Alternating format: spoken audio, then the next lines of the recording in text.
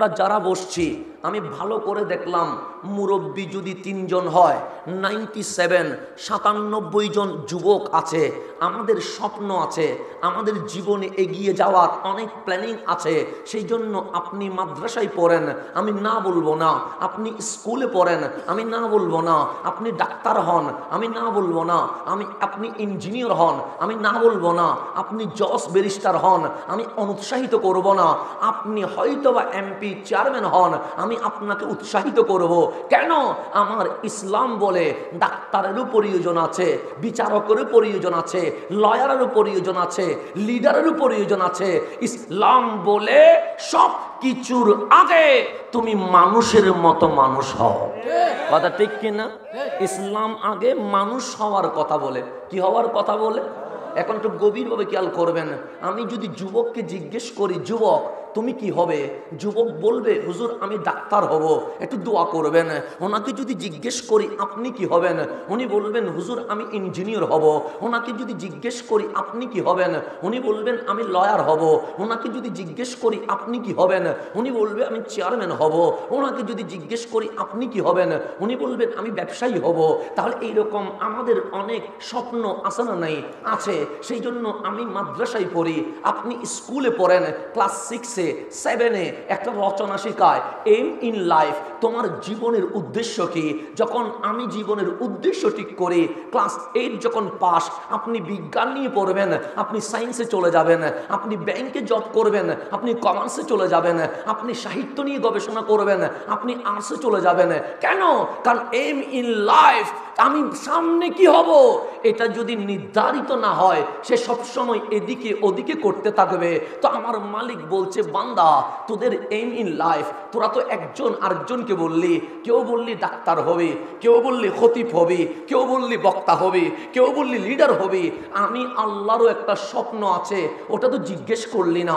তখন আমি জিজ্ঞেস করলাম, মালিক তুমি তো ইন্নাল্লাহ আলা কুল্লি শাইইন কাদির, তুমি তো কোন বললে ফায়াকুন হয়ে যায়। তোমার আবার স্বপ্ন আছে কিনা? আল্লাহ বলে, হ্যাঁ আমার স্বপ্ন আছে। এখন আমরা জিজ্ঞেস করলাম, মালিক আমাদের স্বপ্ন ডাক্তার, ইঞ্জিনিয়ার, লয়ার, জজ, ব্যারিস্টার হওয়া, তোমার স্বপ্ন কি? তখন আমার মালিক বলে, তোদের মাঝে কি রসুল এসেছে? আমরা বললাম, হ্যাঁ আমরা আখিরি পয়গম্বর ইমামুল মুরসালিন সৈয়দুল আম্বিয়া রহমতুল লিল আলামিন পেয়েছি। আমার মালিক বলে, নবীটা কে দিয়েছে? আমরা বলি, কদ জাআকুম মিনাল্লাহি নূর, আমার নবীটা তুমি আল্লাহ দিয়েছ। আমার রসুল কোন একটা ধর্ম দিয়েছে?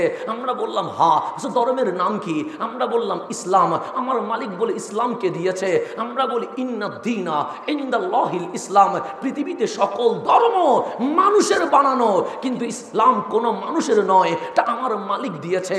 আমার মাওলা জিজ্ঞেস করে, আমার হাবিব কি তোদেরকে ইকরা বিইসমি রব্বিকাল্লাযী খালাক কোরআনের আয়াত কি শুনিয়েছে? আমরা বলি, হ্যাঁ শুনিয়েছে। সেটার নাম কি? আমরা বললাম, ইন্নাহু লাকুরআনুন কারীম। আমার মালিক বলে, কোরআনে কারীমকে দিয়েছে। আমরা বললাম, মুনাজ্জিলুম মিনাল্লাহি তাবারাক ওয়া তাআলা, এটাও আমার আল্লাহ দিয়েছে। আল্লাহ বলে, আমি কোরআন দিয়েছি। আমরা বললাম, ঠিক। আমরা ইসলাম দিয়েছি। আমরা বললাম, ঠিক। আমি নবী দিয়েছি। আমরা বললাম, ঠিক। আমার মাওলা বলে, ইসলাম, কোরআন, নবী দিলাম কেন? জিজ্ঞেস করবি না। আমরা বললাম, মালিক কেন দিয়েছ? আমার আল্লাহ বলে, বান্দা তুই নবীর কদমে এসে আল কোরআনকে বুকে ধারণ করে চুল থেকে নখ পর্যন্ত ইসলামী অনুকরণ যদি নিতে পারিস, আমি আল্লাহর স্বপ্ন লিয়ুখরিজান্নাস মিনাজ জুলুমাতি ইলান নূর, বান্দা নিজের মতো চলে জাহান্নামের দুয়ারে চলে গেছে। আমি মালিকের স্বপ্ন নবী দিয়া, কোরআন দিয়া, ইসলাম দিয়া আমার বান্দারে জাহান্নাম থেকে তুলে জান্নাতের মালিক বানায়া দিব। তাহলে আল্লাহর স্বপ্ন আমাদেরকে নিয়ে, আমার স্বপ্ন আমাকে নিয়ে, আপনার স্বপ্ন আপনাকে নিয়ে, ওনার স্বপ্ন ওনাকে নিয়ে, বাবার স্বপ্ন ছেলেকে নিয়ে, স্বামীর স্বপ্ন বউকে নিয়ে, বউয়ের স্বপ্ন স্বামীকে নিয়ে। কিন্তু মালিক বলে, আমার নিজস্ব কোনো স্বপ্ন নাই, আমার স্বপ্ন একটা, আমি মালিক তোরে জান্নাত দিতে চাই, সেই জন্যই কোরআন দিলাম। আমি মালিক তোরে জান্নাত দিতে চাই, সেই জন্য নবী দিলাম। আমি মালিক তোরে জান্নাত দিতে চাই, সেই জন্য নামাজ দিলাম। আমি মালিক তোরে জান্নাত দিতে চাই, সেই জন্যই তো রোজা দিলাম। বান্দা কষ্ট পাস না, দুনিয়া অল্প সময়, এই অল্প সময় কষ্ট করবি, কবর থেকে জান্নাত পর্যন্ত আমি মালিক তোরে কষ্ট দিব না। রাউদাতুম মিন রিয়াদিল জান্নাহ, তোকে জান্নাতের বাসিন্দা বানায়া দেব। এখন একটু গভীরভাবে খেয়াল করবেন, কথা বুঝতে তো ঝামেলা হচ্ছে না? তাহলে এইভাবে বললে বুঝতে পারবেন। আপনারা কথা বলতে রাজি আছেননি? আপনারা যারা দাঁড়িয়ে আছেন, আমার কষ্ট হচ্ছে এই কারণে। আপনারা দাঁড়াচ্ছেন, আপনারা যদি বসে যান আমার ভালো লাগবে, কারণ আমি মেহমান, আপনারা মেজবান। মাহফিল কেমনে সুন্দর হবে এটা আমার বিষয় না, এটা আপনাদের বিষয়। আমার বিষয় হচ্ছে আসা, আমার বিষয় হচ্ছে বসা, আমার বিষয় হচ্ছে কথা বলা। এখন আপনি মাহফিল সুন্দর করবেন কি করবেন না এটা আমার বিষয়। আমার দায়িত্ব হচ্ছে এই পর্যন্ত আসা। কথা বলতে পারবো কিনা আমি জানি না, কারণ মুসাফিরের জন্য 4 রাকাত নামাজ কয় রাকাত হয়ে যায়? কেন? কারণ আল্লাহ জানে সফর করলে মানুষের কষ্ট হয়, রসুল জানে সফর করলে উম্মতের কষ্ট হয়। সেই জন্য আপনাদেরকে বলছে তোরা এশারের নামাজ 4 রাকাত পড়বি। আর আমারে বলছে তুই যেহেতু চট্টগ্রাম থেকে হবিগঞ্জ সফর করে এসেছিস, তুই 4 রাকাত পড়িস না, তুই পড়বি 2 রাকাত। তোরে আমি আল্লাহ 4 রাকাত নামাজের সওয়াব দিয়ে দিব। তাহলে আমার জন্য নামাজ কি হয়ে গেছে? অর্ধেক হয়ে গেছে। তো আমাদের মাধ্যমে যদি মাহফিল ফুল করার হবে না, জুলুম হয়ে যাবে। কারণ মুসাফির নামাজ 4 থেকে কত হয়ে গেছে? 2 হয়ে গেছে। তো মাহফিল যদি বেশি করানোর সমস্যা হবে না, কারণ নামাজ যদি কমে যায় তাহলে আমার উপর মাহফিলও কমে যাবে। কথা ঠিক না? ফরজ কমলে নফল কমবে, স্বাভাবিক বিষয়। এটা নফল জিনিস, নফল তো অটোমেটিক কমবে। সেই জন্য গড়ি ধরিয়া দেখি পাবলিক অনেক শিয়ানা, গড়ি ধরে তাকায় তাকে কয় মিনিট করছে এটা দেখবেন না, কি বলছি এটা দেখবেন। কারণ ইসলাম সময়ের উপর নয়, ইসলাম কোরআন সুন্নাহর আলোচনার উপর নির্ভর করে। এখন আসেন সামনের দিকে যে একটু গভীরভাবে খেয়াল করবেন, বুঝতেছেন আমার কথা? ঝামেলা হচ্ছে না? এখন আসেন একটু গভীরভাবে খেয়াল করবেন, ফেরেশতাদের কোনো গুনাহ আছে? আসেনি? আপনাদের দৃষ্টিতে কি মনে হয় ফেরেশতাদের কোনো গুনাহ আছে? নাই বলেই তো কোরআন শরীফের ৪র্থতম পৃষ্ঠা কলু, আল্লাহ যখন বললেন ও আমার ফেরেশতা, ওয়া ইজ ক্বালা রাব্বুকা লিল মালাইকাতি, আল্লাহ ফেরেশতাদেরকে ডাকলেন, বললেন আমি জমিনে খলিফা পাঠাবো, আমার আদমকে পাঠাবো, আমার হাওয়াকে পাঠাবো। আদম আর হাওয়ার বাচ্চা হবে, দুনিয়াতে বান্দা হবে, তাদেরকে আমি আল্লাহ আশরাফুল মাখলুকাত বানাবো। শুধু তাই নয়, তাদেরকে জ্ঞান বিজ্ঞান দিয়ে আমি আল্লাহ আমার মাখলুকাত জগতে সবার সেরা বানায়া দেব। তখন ফেরেশতারা বলেছিল কলু, তারা সবাই বলেছিল মালিক কি সিদ্ধান্ত নিচ্ছ? নাহনু নুসাব্বিহু বিহামদিকা ওয়া নুকাদ্দিসু লাক, আমরা তোমার তাসবিহ গনি, আমরা তোমার পবিত্রতা বর্ণনা করি, আমরা তোমার ইবাদত করি। যাদেরকে পাঠাবা ওরা তো মারামারি করবে, হানাহানি করবে, রক্তারক্তি করবে, সিনেমা দেখবে, জেনা করবে, মাদক নিবে, দুনিয়াকে অশান্তি করবে। আমার মালিক ফেরেশতাদের কথা শুনে নাই, তখন বলেছেন ইন্নী আ'লামু মা লা তা'লামুন, আমি যা জানি তোমরা তা জানো না। তাহলে ফেরেশতারা বলেছিল মারামারি করবে, আমরা মারামারি করছি। ফেরেশতারা বলছিল হানাহানি করবে, আমরা হানাহানি করছি। ফেরেশতারা বলছিল রক্তপাত করবে, আমরা রক্তপাত করছি। ফেরেশতারা বলছিল সিনেমা দেখবে, আমরা সিনেমা দেখছি। ফেরেশতারা বলছিল জেনা করবে, আমরা জেনা করছি। ফেরেশতারা বলছিল তারা দুনিয়ার আকাম কুকাম করবে, আমরা করছি। কিন্তু মালিক ফেরেশতাদের কথা শুনে নাই, আমারে বানাইছে, আপনারে বানাইছে। আবু জাহেলের মতো মানুষ, আবু লাহাবের মতো মানুষ, উতবা সাইবার মতো মানুষ, ফেরাউনের মতো মানুষ, নমরুদের মতো মানুষ, কারুনের মতো মানুষ এই জমিনে এসে আমার মাওলার বিরুদ্ধে গাদ্দারি করেছে। করছে কি করেনি? করছে। এরপরেও আল্লাহ মানুষ বানাইছে। এখন একটু গভীরভাবে খেয়াল করবেন, ফেরেশতাদের কোনো দোষ, কোনো গুনাহ নাই। এই গুনাহ সারা সওয়াব ওয়ালা ফেরেশতাদেরকে আমার মালিক যখন জান্নাত বানালেন, জিবরিলের কোনো গুনাহ নাই, মিকাইলের কোনো গুনাহ নাই, ইসরাফিলের কোনো গুনাহ নাই, মালাকুল মউতের কোনো গুনাহ নাই। আল্লাহ সমস্ত ফেরেশতাদেরকে দায়িত্ব বন্টন করতে লাগলেন। কেউ কোনো ফেরেশতারে বললেন জান্নাতের দরজা পাহারা দাও, কোনো ফেরেশতারে বললেন জান্নাতের নদী নালা পাহারা দাও, কোনো ফেরেশতারে বললেন জান্নাতের চাঁদ পাহারা দাও, কোনো ফেরেশতারে বললেন জান্নাতের দেওয়ালগুলো পাহারা দাও। তাহলে পাহারাদারের দায়িত্ব দিলেন মালিক ফেরেশতারে। আমি গুনাহও করেছি, সওয়াবও করেছি, কিন্তু আমার মালিক বলছে বান্দা আমার হাবিবের উম্মত হওয়ার কারণে তোর গুনাহও আছে, সওয়াবও আছে, কিন্তু আমি আল্লাহ ফেরেশতাদেরকে জান্নাতের পাহারা দেওয়ার দায়িত্ব দিয়েছি। আল কাল হাসরের ময়দানে তুই যখন আমার সামনে দাঁড়াবি, তোকে জান্নাতের দারওয়ান নয়, পাহারাদার নয়, আমার কুদরতি হাত থেকে আমি আল্লাহ তোকে জান্নাতের মালিকানা বুঝাইয়া দিয়ে দেব। তাহলে আমরা দামি না অদামি, বেশি না কম?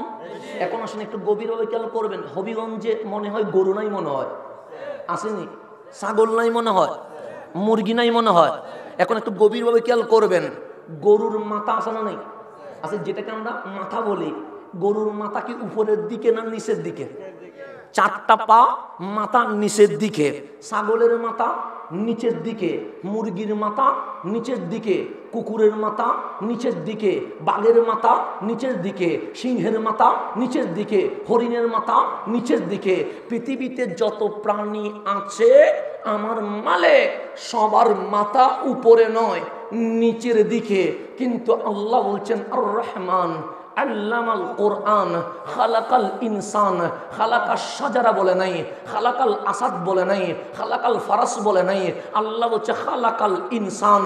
ও বান্দা, তোর চোখের সামনে কত প্রাণী হেঁটে যায়, সবার মাথা নিচে, কিন্তু তুই বান্দারে আমি 4 পা দিয়ে নয়, একটা বক্ষ 2 পা দিয়ে তোর মাথা নিচের দিকে নয়, আমি মালিক তোর মাথা উপরের দিকে করে দিয়েছে। তাহলে আমার মাথা নিচে না উপরে?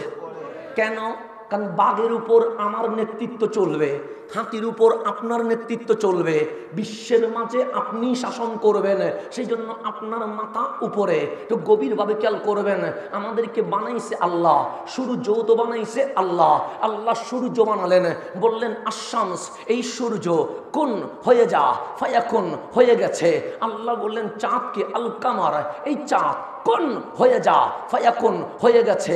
আল্লাহ তারকারাজিকে বললেন আন-নুজুম, এই গ্যালাক্সি কোন হয়ে যা, ফায়াকুন হয়ে গেছে।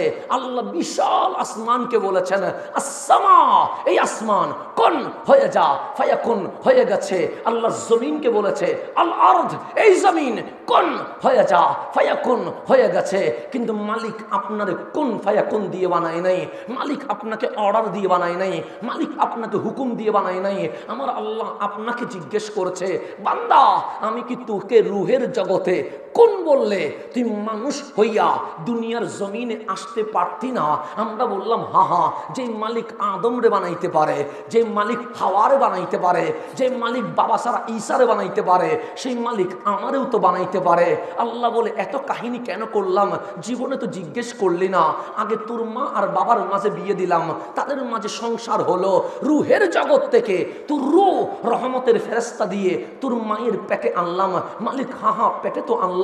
আল্লাহ বলে তোর মায়ের পেট থেকে 1 সেকেন্ডে আমি তোরে মানুষ বানায়া দুনিয়াতে পাঠাইতে পারতাম তো? আমরা বললাম হা মালিক পারতে। আমি এক ঘন্টায় তোরে মানুষ বানায়া দুনিয়াতে ট্রান্সফার করতে পারতাম তো? আমরা বললাম হা পারতে। একদিনে পারতাম কিনা? আমরা বললাম ইন্নাল্লাহ আলা কুল্লি শাইইন কাদির, আমার মালিক পারে না এমন কিছুই নাই। আল্লাহ বলে বান্দা তোর পেটে কি সন্তান হবে? আমরা বললাম মালিক আমরা ছেলে মানুষ, আমাদের পেটে তো সন্তান হয় না, কিন্তু অনেক বন্ধুরে দেখেছি ছোট ছোট পাথর হয়, পেটে যখন পাথর হয় তখন ব্যথার যন্ত্রণায় চটপট করে ঘরের মধ্যে চিল্লায়, মা ঘুমাইতে পারে না, বাবা ঘুমাইতে পারে না, ভাই বোন ঘুমাতে পারে না। ডাক্তারের কাছে যখন যায় বলে পেট ব্যথা, পেট ব্যথা। ডাক্তার বলে এক্সরে করো, যখন এক্সরে করে তখন দেখে 10 গ্রাম 20 গ্রাম ছোট্ট পাথর হয়েছে।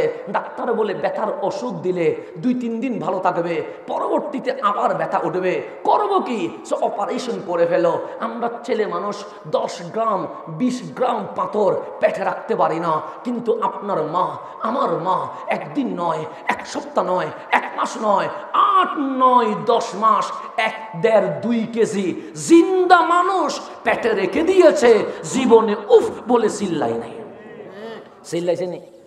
চিল্লাই নাই। কিন্তু আশ্চর্যের বিষয় কি জানেন, আমার 12 তলা বিল্ডিংয়ে আমার বন্ধুর জায়গা হয়, আমার মায়ের জায়গা হয় না। আমার মায়ের পেটে আমার জায়গা হয়, কিন্তু আমার ঘরে আমার মায়ের, আমার বাবা রক্ত পানি করে আমাকে মানুষ করে, কিন্তু আমার 5 তলা বিল্ডিংয়ে আমার বাবার জন্য একটা রুম আমরা দিতে পারি না। এই কিয়ামতের আলামত চলে এসেছে। আমার কামলিওয়ালা রাসূল বলবে, দেখবে আমার উম্মত মারে গালি দিবে, দেখবা আমার উম্মত বাবারে ঘর থেকে বের করে বৃদ্ধাশ্রমে দিয়ে দিবে, দেখবা আমার উম্মত নিজের ঘরে বন্ধুরে উড়ে উড়ে জায়গা দিবে, কিন্তু মা বাবারে জায়গা দিবে না। আমার কামলিওয়ালা রাসূল বলে, ওই সময় যখন চলে আসবে উম্মত বড় সতর্ক হয়ে যায়ও। কেন? সে কিয়ামত অতি নিকটে চলে এসেছে, তোমাদের উপর ফিতনা নেমে আসবে। তখন তোমাদের কাছে সিনেমা ভালো লাগবে, নাটক ভালো লাগবে, জেনা ভালো লাগবে, বেবিচার ভালো লাগবে, 31 নাইটের নামে বোমাবাজি আতশবাজি ভালো লাগবে, কিন্তু কোরআনের কথা ভালো লাগবে না। এই সময়ে যাদের কাছে ইসলাম, কোরআন, সুন্নিয়ত ভালো লাগছে, আমি বলে যাই খোদার কসম, মালিক আপনাদেরকে কবুল করে নিয়েছে। আল্লাহু আকবার, নারে রিসালাত, ইয়া রাসূলুল্লাহ, আহলে সুন্নাত ওয়াল জামাত জিন্দাবাদ, জিন্দাবাদ। তা আল্লাহ ডাক দিয়ে বলছে, বান্দা আমি তো তোমার মায়ের পেটে 1 মিনিট 1 মিনিট 1 ঘন্টা 1 দিন 1 সপ্তাহ তোমার রেডি করে দুনিয়ার জমিনে ফেলে দিতে পারতাম। 8, 9, 10 মাস কেন রেখেছি? জীবনে জিজ্ঞেস করলাম না কেন? এখন আমরা জিজ্ঞেস করলাম, মালিক কেন রাখলা? আল্লাহ বলে, হুয়াল্লাযী ইউসাব্বিরুকুম ফিল আরহামি কাইফা ইয়াশা। সব বানাইছি, কোন হয়ে যা ফায়াকুন হয়ে গেছে। বান্দা তোমারে অর্ডার করে বানাই নাই, আদেশ করে বানাই নাই, কোন ফায়াকুন দিয়ে বানাই নাই। তোমার মায়ের পেটে এনে আমি আল্লাহ আমার নিজের কুদরতি হাত দিয়ে তোমারে বানাইছে। আমার চেয়ে দামি কেউ আছে? আপনার চেয়ে দামি কেউ আছে? আল্লাহ বলে, হুয়াল্লাযী, তিনি সেই আল্লাহ, ইউসাব্বিরুকুম, তোমাদেরকে অবয়ব দিয়েছে, সূরত দিয়েছে, আকার দিয়েছে, ফিল আরহামি, মায়ের পেটে, কাইফা ইয়াশা, তিনি আল্লাহর যেরকম সুন্দর লেগেছে। আল্লাহ বলে, চুল থেকে নখ পর্যন্ত আমার কুদরতি হাতে সাজায়া 7, 8, 9 মাস তোকে দেখে যেদিন আমি আল্লাহর কাছে তুই বান্দারে সবচেয়ে সুন্দর লেগেছে, সেদিন আমি আল্লাহ তোকে জমিনে পাঠিয়ে দিয়েছে। এটা হচ্ছে 1 নম্বর কারণ। 2 নম্বর কারণ, মায়ের পেটে থাকার মতো কোনো পরিবেশ আছে নাই, তারপরেও আমরা 10 মাস মরা ছিলাম না জিন্দা ছিলাম? সেই জন্য তো পেটে হাত দিয়ে ধাক্কা দিয়েছি, পা দিয়ে মার লাথি দিয়েছি, পেটে মা ঘুমাচ্ছে, আমরা নড়াচড়া করছি। তাহলে আমরা মরা ছিলাম না, জিন্দা ছিলাম। আল্লাহ বলে, কেন জিন্দা রাখছি জানিস? আমরা বললাম কেন? যে তোকে মাঝে মাঝে বন্ধু কুবুদ্ধি দিবে, বন্ধু বলবে নামাজ লাগবে না, রোজা লাগবে না, হজ লাগবে না, আরে মরে গেলে মাটির সাথে মিশে যাবি, তোরে ধরবে কে? নাস্তিক বলবে, ডু ফুর্তি ফুর্তি কর, তোরে কেউ ধরতে পারবে না। আমার আল্লাহ বলে, তোর মায়ের পেটে 8, 9, 10 মাস রেখে আমি আল্লাহ তোকে মেসেজ দিচ্ছি, নাস্তিকের কথা শুনিস না, বেঈমানের কথা শুনিস না। যেই আল্লাহ মায়ের পেটে জিন্দা রাখতে পারে, সেই আল্লাহ আধার কবরেও জিন্দা রাখতে পারে। পারে কি পারে না? পারে। এখান থেকে ছুটে যাওয়ার কোনো সুযোগ। আল্লাহ বলে, দুনিয়াতে হবিগঞ্জে মার্ডার করে ঢাকায় চলে যান, ধরতে পারবে না, ঢাকায় ভিসা লাগায়া মালয়েশিয়ায় চলে যান। আল্লাহ বলে, তুই আমেরিকার সৌরার ভিতরে ঢুকি যাইলে কুল্লু নাফসিন যায়িকাতুল মউত, তোরে মইরা কবরে আসতে হবে। ওই কবর থেকে পালানোর কোনো সুযোগ নাই। মালিক কেন সুযোগ নাই? আল্লাহর রসুল বলছে কবরে গিয়েছ তার মানে তুমি মনে করিও না 3.5 হাত মাটির নিচে চলে গেছো। বুখারী শরীফ মানতে আপনাদের কোনো ঝামেলা আছে? নাই। তো না থাকলে আমি যেটা ঝামেলা আছে সেটা বলবো না, কারণ আমি ফিতনা করতে রাজি নয়, আমি গালাগালি করতে রাজি নয়। আমি আপনাকে বুঝাতে রাজি যে আমরা কোরআনের পথে আসতে হবে, নবীর পথে আসতে হবে, আমার আল্লাহর পথে আসতে হবে। এই ছাড়া আমাদের কোনো উপায় নাই। আমার রসুল বলেন ইন্নাল আবদা ইজা উদিআ ফি কবরিহি, যখন কেউ মারা যায় তাকে আমরা কবরে রাখি, জানাজা শেষ, জিয়ারত শেষ, তখন আমরা কোথায় দেই? কবরে রাখি। কবরে রাখার পর বাবা কবরে ওনার সাথে শুয়ে যায় না, সবাই মাটি দিয়ে চলে যায়। কবরের পাশে কি কেউ বসে থাকে? বসে থাকে না। আমার কামলিওয়ালা রসুল বলে সবাই যখন চলে যায় ওই মরাটা মরা থাকে না, তার কানে পাওয়ার চলে আসে, সে জিন্দা হয়ে যায়। ফাইয়াসমাউ কারআনি আলিহিম, কবরের ভেতরে জানালা নাই, দরজা নাই, কিন্তু এত পাওয়ার বেড়ে গেছে কবরের ভেতর থেকে আপনার আমার বাবা চলে যাচ্ছে, আমার বন্ধু চলে যাচ্ছে, আমার চাচা চলে যাচ্ছে, আমার মামা চলে যাচ্ছে, তাদের জুতার টাক টাক আওয়াজ ভিতরের মুর্দা শুনতে পাচ্ছে। এটা আমি বলি নাই, এটা বুখারী বলছে। আপনি ইমাম বুখারীর সাথে ঝগড়া করলে করেন, এটা আমার কোনো আপত্তি নাই। আপনি ওনার সাথে করেন, আমার সাথে করিয়েন না।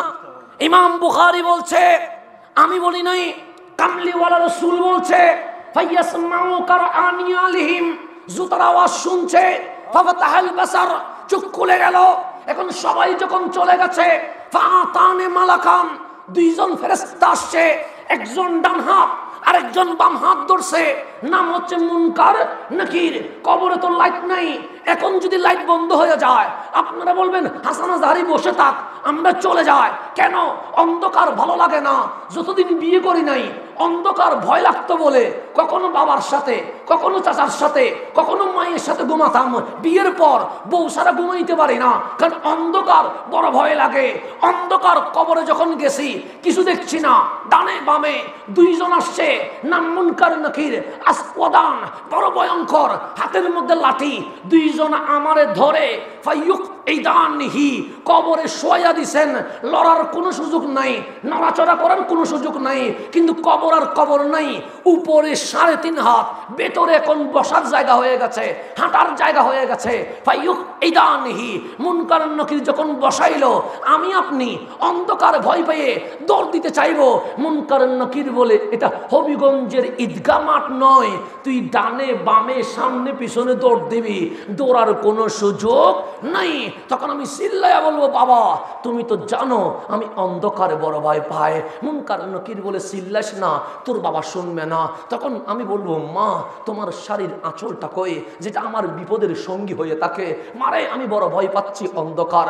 আমার মুনকার নাকির বলবে, মা বলে চিল্লাস না, এখানে বউ আসবে না, তোর ছেলেও আসবে না, তোর বন্ধু আসবে না। যখন অন্ধকার কবর আমি চিল্লাইয়া উঠলাম, আমি তো অন্ধকারকে বড় ভয় পাই। পিছনে কে যেন ডাক দিয়ে বলছে, আজকে তোর বাবা আসে নাই। আমরা বলি কেউ বাবা তো আসে নাই, মা আসে নাই, আমরা বলি আসে নাই, বন্ধু আসে নাই, আমরা বলি আসে নাই, বিবি আসে নাই, আমরা বলি আসে নাই, বড় ভয় লাগছে। তখন আপনি চিল্লাইয়া বলেন, আনা আখাফ জিদ্দান, আমি বড় ভয় পাচ্ছি। হঠাৎ করে আপনার পিঠে হাত দিয়ে কে যেন বলছে, ভয় পাস না, তুই মরার নিউজ শোনার সাথে সাথে আমি সোনার মদিনায় থাকতে পারি নাই, তোকে ধরার জন্য আমি তোর কবরে চলে এসেছি। রহমতুল্লিল আলামিন চলে এসেছে। এখানে একটু কথা বললে আপনারা কি রাগ করবেন? আমি একটু কথা বললে যুবকদেরকে বলছি, রাগ করো না, আমি তোমার পায়ে ধরছি, রাগ করো না, আমি তোমার শত্রু হয়ে আসি নাই।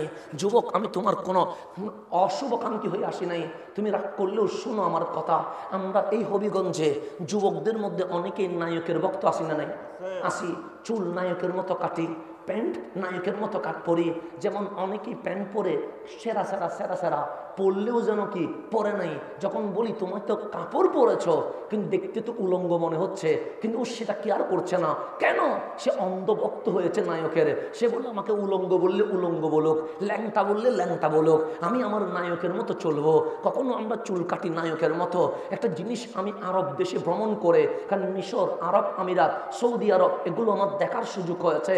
আপনাদের চেয়ে আরব দেশে হিন্দি ফিল্মের ভক্ত বেশি, শাহরুখ খানের ভক্ত পুরা বিশ্বে আছে। আছে, হয়তো এখানেও অনেকে আছে যারা শাহরুখ খানের জন্য নিজের জান কোরবান করে দিবে। আছে না? আছে, কিন্তু একটু গভীরভাবে খেয়াল করবেন। আমি ওনার জন্য জান দিব, আমি কোনো কি করছি না, আপনার সাথে নেগেটিভ বলছি না। ইউটিউবে আছে শাহরুখ খানের সাক্ষাৎকার, বেশি দিন আগের নয়, কয়েক মাসের আগে। ওনার কাছে সঞ্চালক জিজ্ঞেস করছে, আপনি তো ওয়ার্ল্ড ফেমাস, বিশ্বে আপনার অনেক নাম দাম, সারা ওয়ার্ল্ডে অগণিত কোটি কোটি ভক্ত, কেউ আপনার মতো চুল কাটে, কেউ আপনার মতো শার্ট পরে, কেউ আপনার মতো প্যান্ট পরে, কেউ আপনার মতো হাঁটে, কেউ আপনার মতো সাউন্ড করে। আপনার বিশ্বে ভক্ত নাই এমন কোনো কান্ট্রি নাই। এখন বলেন ভক্তদের ব্যাপারে আপনার অভিমত কি? তখন উনি হাসি দিয়ে বলছেন যে 99% আমি নিজেকে নিয়ে ব্যস্ত থাকি, কারণ ওনার সিনেমা আছে, খাওয়া দাওয়া আছে, গোসল আছে, কাপড় চোপড় আছে। সে 99% আমি আমার জীবনকে নিয়ে ব্যস্ত থাকি। আর আছে কয় পার্সেন্ট? 1%। সে এই 1% আমার ওয়াইফ, আমার সন্তান, যারা আমার জীবনের সাথে বেশি ক্লোজ, তাদেরকে নিয়ে হালকা ভাবি। এই ছাড়া অন্য কাউরে নিয়ে ভাববার সময় আমার নাই। তাহলে যার জন্য আমি এত কিছু করলাম, সে আমার নাম মনে রাখার দূরের কথা, সে বলছে আমি ওকে নিয়ে ভাববার সময় নাই। আমরা যখন ব্রাজিল আর্জেন্টিনার খেলা হয় মারামারি করি। ব্রাজিল আর্জেন্টিনার প্লেয়ারদেরকে জিজ্ঞেস করেন, আপনার নাম দূরের কথা, বাংলাদেশ কোন দেশের পাশে? ও বলবে বাংলাদেশ নামের যে দেশ আছে এটাও তো আমরা জানি না। এরকম বলবে কি বলবে না? বলবে। আমরা অনেক সময় লিডারদের পিছনে ঘুরি, প্রয়োজন শেষে গিয়ে দেখিয়েন, দেখবেন লিডার আপনাকে চিনে না। তাহলে যার পিছনে আমরা ঘুরি সে আমারে চিনে না, যার জন্য আমি চুল কাটি সে আমারে নিয়ে ভাবে না। কিন্তু কোরআন খোলেন, আল্লাহ বলছে তুই নায়কের দরজায় কেন গেলি বান্দা? তুই নেতার দরজায় কেন গেলি বান্দা? তুই খেলোয়াড়ের দরজায় কেন গেলি বান্দা? নায়ক তোর কথা ভাবে না, খেলোয়াড় তোকে নিয়ে কখনো টেনশন করেই না, নেতা তোকে নিয়ে ভাববার সময় কই? উনি তো নিজ দায়িত্ব নিয়ে ভাববে। এখন আপনি আল্লাহকে জিজ্ঞেস করেন, মালিক কোন দরজায় যাব?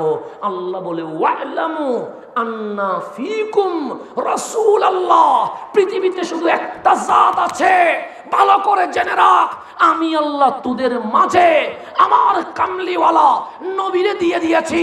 ওই নবী নিজেকে নিয়ে ভাবে না, বউ নিয়ে ভাবে না, পরিবার নিয়ে ভাবে না, সাহাবী নিয়ে ভাবে না। ওই নবী তো হরদম তুমি উম্মতকে নিয়ে ভাবে। ওই নবী তোমাকে নিয়ে ভাবে, ওই নবী তোমাকে নিয়ে। আচ্ছা, মানুষ মরণকালে অভিনয় করতে পারবে? মরণকালে আপনারা অনেকের মরণ দেখছেন, দাদার মরণ, দাদির মরণ, নানির মরণ, এরকম দেখছেন না? মরণকালে অভিনয় করার কোনো সুযোগ আছে? নাই। মানুষ সাকারাতের বিছানায়, আজরাইল অলরেডি অ্যাটাক শুরু করেছে, আমলনামা চোখের সামনে খুলে গিয়েছে, তওবা করার কোনো সুযোগ আর নাই। এমত অবস্থায় আপনি কেমনে অভিনয় করবেন? অভিনয় করার তো কোনো সুযোগ নাই। তো কামলিওয়ালা রসুল চলে যাবে, ডাক দিলেন আয়েশা, আর বেশিক্ষণ আমি নাই, অল্প সময়ে আমি দুনিয়ার সফর শেষ করে আখিরাত ওয়ালাল আখিরাতু খায়রুল লাকা মিনাল উলা, আখিরাতের দিকে রওনা হব। আম্মা জান আয়েশা বলে, আমি দৌড় দিয়া নবীর সেরে পাক মাথা মোবারক করে নিয়েছি। কেন? আমার বড় ইচ্ছা নবীজির ইন্তেকালে কার নাম বের হয়? খাদিজার নাম বের হয় না উম্মে সালামার নাম বের হয় না আয়েশার নাম বের হয়? বিবিদের মধ্যে কার নাম বের হয়? যার নাম বের হবে আমি আয়েশা মনে করব নবীর কাছে তিনিই প্রিয়। আমি দেখব আবু বকর, ওমর, ওসমান, আলী কার নাম রসুল বলে। আমি দেখব ফাতেমা, হাসান, হুসাইন, জৈনুল আবেদিন নবী বংশধরদের মধ্যে কার নাম বলে, নাকি আমেনা, আব্দুল্লাহ বলে। আম্মা জান আয়েশা বলে, নবীর মাথা মুবারক আমি কোলে নিয়ে নবীর ঠোঁটের সাথে আমি কানটা লাগালাম, দেখলাম মা আমেনা বলে নাই, বাবা আব্দুল্লাহ বলে নাই, খাদিজা, আয়েশা, উম্মে সালমা বলে নাই, আবু বকর অলি বলে নাই, ফাতেমা, হাসান, হুসাইন বলে নাই। আমি বড় আশ্চর্য হচ্ছি, কিরে কামলিওয়ালা বিদায় বেলায় কারো নাম বলে না কেন? হঠাৎ নবীর জিব্বা মোবারক চালু হয়ে গেল, দেখলাম ঠোঁট মোবারক বলছে আলবিদা, আলবিদা, আমি বিদায় নিচ্ছি। তো বিদায় বেলায় মায়ের নাম নয়, বাবার নাম নয়, বিবির নাম নয়, সাহাবীর নাম নয়, উম্মতি, উম্মতি, উম্মতি, আমি আমার উম্মতকে নিয়ে বড় টেনশনে আছি। আমি উম্মতের নাম জপছি, আমি উম্মতের কথা ভাবছি। আমার রসুল বলে গেছে ও মামাতি খাইরুল লাকুম, ও সাহাবি আমি একদিন মারা যাব, উম্মত আমার একদিন ইন্তেকাল হবে। মরে যাওয়ার পর তোরা কাঁদিস না, তোরা শোক দিবস পালন করিস না। সাহাবা ইকরাম চিল্লাইয়া উঠছে, নবী গো, মা মারা গেলে মেয়ে তো কাঁদবে, বাবা মারা গেলে ছেলে তো কাঁদবে, বন্ধু মারা গেলে বন্ধু তো কাঁদবে। বন্ধুর চেয়ে, মায়ের চেয়ে, বাবার চেয়ে, জানের চেয়ে আপনি আমাদের আপন। আপনি মারা যাবেন, আমরা কাঁদবো না, এটা কখনো হতে পারে না। কামলিওয়ালা বলে কথাটা আগে শুনবা, ওয়া মামাতি খায়রুল লাকুম, আমার মরণ তোমাদের জন্য আনন্দের, আমার মরণ তোমাদের জন্য উৎসবের, আমার মরণ তোমাদের জন্য বড় চমৎকারের। সবাই অবাক হয়ে গেলেন, নবীরে আছেন, এটা আমাদের জন্য নিয়ামত। আপনি আছেন, কোরআন এসেছে, আপনি আছেন, কালিমা এসেছে, আপনি আছেন, ইসলাম এসেছে, আপনি আছেন, আজান এসেছে, আপনি আছেন, সাহাবী এসেছে, আপনি আছেন, উম্মত এসেছে। কিন্তু আপনি চলে গেলে কার কথা কান দিয়ে শুনবো? আপনি বলে চলে গেলে চোখ দিয়ে কারে দেখবো? আমার কামলিওয়ালা বলেন, তোমাদের চোখ যদি আমার না দেখে তাহলে মনে করিও না আমি ফসে গেছি। ওয়া মামাতি খায়রুল লাকুম, আমার মরণ এত উত্তম। তুরাদু আলাইয়া আমালুকুম, তুমি যদি হবিগঞ্জের মাঠেও কোনো আমল করো, ওই আমল আমি নবীর রওজা মুবারকে উপস্থাপন হয়ে যায়। এটা আমি বলি নাই, আমি বলি নাই, এটা হাদিস সহিহ মুসনাদে বাজ্জারের মধ্যে আছে। আমি রেফারেন্স আপনাকে দিয়ে গেলাম, মিলাইয়া নিবেন। যদি না মিলাই, আমি আছি এখানে, আমার আব্বাজানের অনেক স্টুডেন্ট আছে যারা আমাকে ধরে আনতে পারবে। আমি পালানোর লোক নয়, আমি পালিয়ে যাওয়ার লোক নয়, আপনি ধরে আনতে পারবেন। আমার রাসূল বলেন, তুরাদু আলাইয়া আমালুকুম, তুমি যে 31st নাইটে আতশবাজি করেছো, এটার ভিডিও আমি নবীর কাছে এসেছে। তুমি যে 1 জানুয়ারি এই কনকনে শীতে কামলিওয়ালার প্রেমে বাগানে বসে, এই ভিডিওটাও আমার কাছে চলে এসেছে। এখন একটু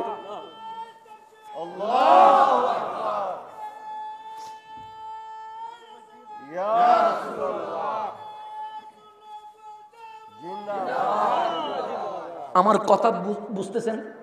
তাহলে উত্তর দেন। এখানে কিছু ভিডিও আছে না নাই? আছে। ক্যামেরা কিছু আছে, ক্যামেরা থাকাতে এখন আমরা বড় বিপদে আছি। কথা ঠিক না? কারণ এখন কোনো কিছু বলে সরে যাওয়ার কোনো সুযোগ। এখন ক্যামেরা ভিডিও করছে, আমি যারা ভিডিও করছে তাদেরকে খারাপ কোনো কিছু বলার অধিকার আছে নাই। কেন? ওরা গান নয়, নাচ নয়, সিনেমা নয়, ওরা আল্লাহর হাবিবের প্রেমের আলোচনা ভিডিও করছে। তাদেরকে ধন্যবাদ দেওয়া দরকার আছে না? আমি সাপোর্ট করি, ওরা ভিডিও করছে, এতে আমার কোনো আপত্তি। কেন? আমি চলে যাওয়ার পর আমার বক্তব্য নিয়ে যদি কোনো ঝামেলা হয়, অন্তত তাদের ক্যামেরার বক্তব্যকে সামনে রেখে এটার সমাধানে আসা যাবে। কথা ঠিক না? তাহলে আমার অন্তত এটা সিকিউরিটি। ওরা যে করছে এটা আমার উপকার করছে। কেন? কালকে যদি আমার বক্তব্য নিয়ে মাতামাতি হয়, আওয়াজ হয়, চিল্লানো হয়, অন্তত তাদের নামে আমি বলতে পারবো, এখানে যারা ভিডিও করেছে তাদের কাছ থেকে ভিডিওটা নেন, আমি কি বলছি পুরাটা শুনেন, বলাটা সুযোগ আছে না নাই? তাহলে এখন যারা ক্যামেরা করছে ওরা ভালো কাজ করছে। কথা ঠিক না? আমরা দোয়া করছি মালিক যেন, আল্লাহ যেন তাদেরকে জাযায়ে খায়ের, উত্তম প্রতিদান যেন দান করেন। তাই ভিডিও নিয়ে আমার কোনো কথা নাই। কিন্তু দেখেন কিছু মোবাইল এখানে কি করছে, ওরা ভিডিও করছে না, ওরা লাইভ দিচ্ছে। কারণ ক্যামেরার কাজ ভিডিও করা, মোবাইলের কাজ।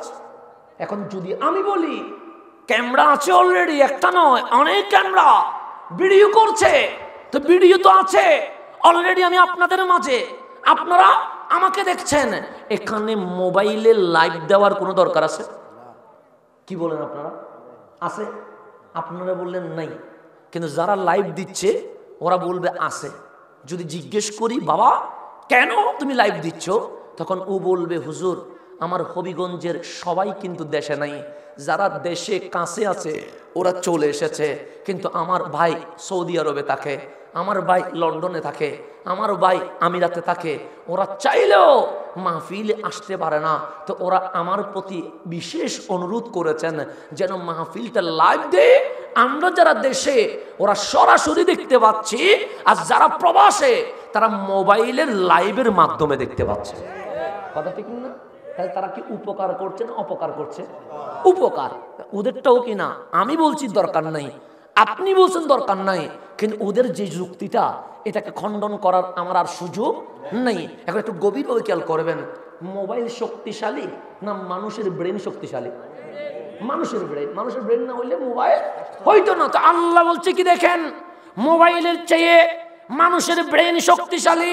আল্লাহ বলেন, হাবিব আপনি মারা যাবেন, মারা যাওয়ার পর পৌঁছে যাবেন না, মাটির সাথে মিশে যাবেন না। দুনিয়াতে আঙ্গুল তুললেন, চাঁদ দুটুকরো হয়ে গেছে, হাত তুললেন, সূর্য উঠে গেছে, কদম তুললেন, মেরাজ হয়ে গেছে। দুনিয়ার জমিনে কেউ পারবে না। আমি চাইলে চাঁদ দুটুকরো করতে পারবো না, আপনারা চাইলে পশ্চিমে সূর্য তুলতে পারবেন না। তা আল্লাহ বলছে, হাবিব এটা কেউ পারবে না, কিন্তু এটা কিসের ক্ষমতা? আরে ওয়ালাল আখিরাতু খায়রুল লাকা মিনাল উলা। দুনিয়ার পাওয়ারের চেয়ে আপনি নবীর রওজার পাওয়ার আরো কোটি গুণ বেড়ে যাবে। এটা কি আমি বলছি না কোরআনে বলছে? একটু গভীরভাবে খেয়াল করবেন। আল্লাহ রাসূল বলেন, তুরাদু আলাইয়া আমালুকুম, তোমাদের আমল আমি নবীর দরবারে উপস্থাপিত হয়। আমি নবী দেখি। তাহলে মোবাইলের চেয়ে মানুষের ব্রেন শক্তিশালী, মানুষের চেয়ে আমার কামলিওয়ালা বেশি শক্তিশালী। এক মোবাইল দিয়ে সৌদি আরব, আমিরা, লন্ডন, আমেরিকা, ইউরোপ, আফ্রিকার প্রবাসী যদি লাইভে দেখতে পায়, খোদার কসম আমার নবী রওজা মুবারক থেকে রিসালাতের ইন্টারনেট দিয়ে হবিগঞ্জের মাহফিল লাইভে দেখতে পাচ্ছে। এটা কি অস্বীকার করার কোনো সুযোগ আছে? আসেনি। আমি দলিল দিলাম দুইটা, একটা কোরআন থেকে বলছি ওয়ালাল আখিরাতু খায়রুল লাকা, আরেকটা হচ্ছে ওয়া মামাতি খায়রুল লাকুম। আপনি কোরআন থেকেও একটা দিলাম, হাদিস থেকেও একটা দিলাম, মিলাইয়া দেখেন আছে কিনা। না থাকলে আপনি আমাকে ধরবেন, এতে আর কোনো সমস্যা হবে? এখানে আমি কি কাউরে গালাগালি করতেছি, কোনো দল ধরে কিছু বলতেছি না? বলবোই না, কারণ আমার এই অভ্যাসটা নাই। আমার বাবা বলছেন, বাবা তুই দলিল দিয়ে কথা বলবি, একজন শোনক একজনকে বল, দুইজন শোনক দুইজনকে বল। কারণ হাজার মানুষ হওয়া এটার নাম ইসলাম নয়, লক্ষ মানুষ বা জমা হওয়া এটার নাম ইসলাম নয়। বর্তমানে আমরা 200 কোটি মুসলমান। কয়শো কোটি? মায়ের খাওয়ার মধ্যে কয় নাম্বার? 200 কোটি মুসলমান মায়ের খাওয়ার মধ্যে। ফিলিস্তিনেও আলহামদুলিল্লাহ চলতেছে আগাটু গোড়া, ইরাকেও মারি খায়, আফগানেও মারি খায়, সিরিয়াতেও মারি খায়, ইয়েমেনেও মারি খায়। 200 কোটি মুসলমান মায়ের খাওয়ার মধ্যে কয় নাম্বার? 1 নাম্বার। রসুল জানে আমরা মায়ের খামো কেন? আমরা উপরে মুসলমান, কিন্তু চুলে আমরা বেঈমান, কাপড়ে আমরা বেঈমান, হৃদয়ে আমরা বেঈমান। আমাদের কালচার, আমাদের সংস্কৃতি হিন্দুয়ানি সংস্কৃতি, ইহুদি খ্রিস্টানের সংস্কৃতি। তো উপরে মুসলমান, আগাটু গোড়া যদি বেঈমান হয়, আল্লাহ বলে ওরা জিততে পারে না, ওরা মায়ের খাইতে পারে। তো আমরা মায়ের খাবো, আতশবাজি করব, আমরা ফানুস ফোটাবো, আমরা মানুষ হত্যা করব। এইগুলা করার পর আবার চোখের পানি ছেড়ে দিয়ে বলবো আল্লাহ ফিলিস্তিনকে জিতাইয়া দাও। আল্লাহ বলে দুনিয়ার আকাম কুকাম করে মোনাজাত করলে কি হবে? তুমি তো উপরে মুসলমান, কিন্তু ভেতরে মুসলমান হতে পারো নাই। সেই জন্যই তো কোরআন বলছে, ইয়া আইয়ুহাল্লাযীনা আমানু দুখুলু ফিস-সিলমি কাফা। আমাদেরকে বলছে এই ঈমানদার, ইয়া আইয়ুহাল্লাযীনা আমানু, এই ঈমানদার, উদখুলু প্রবেশ করো, ফিস-সিলমি ইসলামের মধ্যে, কাফা পরিপূর্ণ। অর্ধেক মুসলমান হওয়ার দরকার নাই। তুমি লা ইলাহা ইল্লাল্লাহ বলবে, আবার মদ খাবা, ওই মুসলমান হওয়ার দরকার নাই। তুমি নামাজ পড়বা জুমার, আবার সিনেমায় গিয়ে সিনেমা দেখবা, ওই মুসলমান হওয়ার দরকার নাই। তুমি লা ইলাহা ইল্লাল্লাহ বলবা, আবার অবৈধ জেনা, বেবিচার, দর্শন, ইফটিজিং এগুলো করবা, এই মুসলমান হওয়ার দরকার নাই। তুমি নিজেকে মুসলমানও দাবি করবা, আবার পরকিয়া করবা, এই মুসলমান হওয়ার দরকার নাই। আল্লাহ বলে অর্ধেক মুসলমান হওয়ার কোনো দরকার, কারণ আল্লাহ কাউরে কি জোর করে মুসলমান বানাইছে না। আল্লাহ উদখুলু ফিস-সিলমি কাফা, পরিপূর্ণভাবে ইসলামের মধ্যে প্রবেশ করে ফেলো, 100তে 100 মুসলমান হও। এখানে একটু গভীরভাবে খেয়াল করবেন। তাহলে আমাদের আমলনামা নবীর দরবারে যায় কি যায় না? যায়। আমার নবী বলেছেন ফাইন রাআইতু খায়রা, যখন আমি চোখ দিয়ে দেখি উম্মত ভালো কাজ করছে, যেমন জুমার নামাজ পড়ছেন ভালো কাজ, মাহফিলে আসছেন ভালো কাজ, দুরূদ শরীফ পড়ছেন ভালো কাজ, লা ইলাহা ইল্লাল্লাহ জিকির করছেন ভালো কাজ, নামাজের মধ্যে সিজদায় লুটায়া সুবহান রাব্বিয়াল আলা বলছেন ভালো কাজ।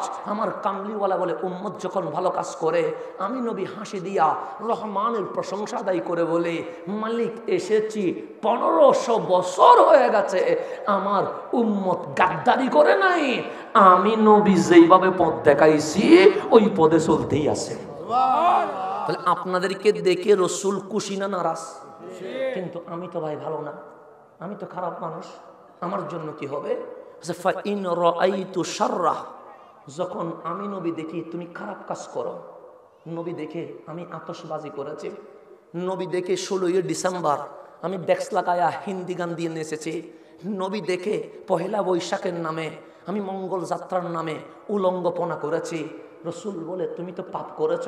তা আমরা যখন পাপ করি, সিনেমা দেখার পর বন্ধুরে বলি একটা জজ সিনেমা দেখে আসছি, নাটক দেখার পর বলছি ইস আর একটু লম্বা হলে নাটকটা বড় সুন্দর হইতো, অশ্লীল ভিডিও দেখে গর্ব করি যে চমৎকার একটা ভিডিও দেখে আসছি, মদ খায়া আমরা বন্ধুকে বলি ভাব চলে এসেছে, নাচি বলি আরে আজকে জোশ নাচ হয়েছে, আমরা গুনাহ করে বড় আনন্দিত হই, কথা ঠিক কিনা?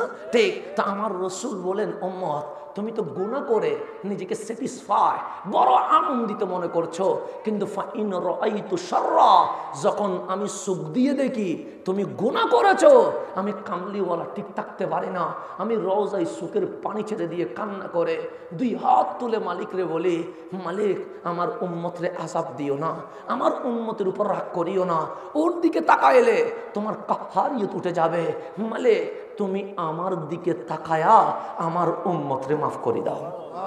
আমি যদি এই যুবকগুলারে যদি আমার বুকে নিয়ে সোনার মদিনার রওজায় তার কানটা যদি নবীর রওজা বরাবর লাগাইয়া দিতে পারতাম, খোদার কসম সে এখনো শুনতো তার নবী তার জন্য কিভাবে কান্না করছে। আমি শুনাইতে পারছি না, সেই জন্য আমি শুনাইতে পারছি না, এটা আমার দুঃখ, সেই জন্য আমি নবীর কথা বেশি বলি। বন্ধু আমি অন্য কথাও বলতে পারি, কিন্তু আমি নবীর কথা বেশি বলি, কারণ আল্লাহ বলছেন তুমি নায়কের দরজায় দৌড়িও না, কারণ নায়ক তোমার নিয়ে ভাবে না, তুমি খেলোয়াড়ের দরজায় দৌড়িও না, কারণ খেলোয়াড় তোমাকে নিয়ে টেনশন করে না, তুমি নেতার দরজায় দৌড়িও না, প্রয়োজন শেষ হলে নেতা তোমার খবর নিবে না।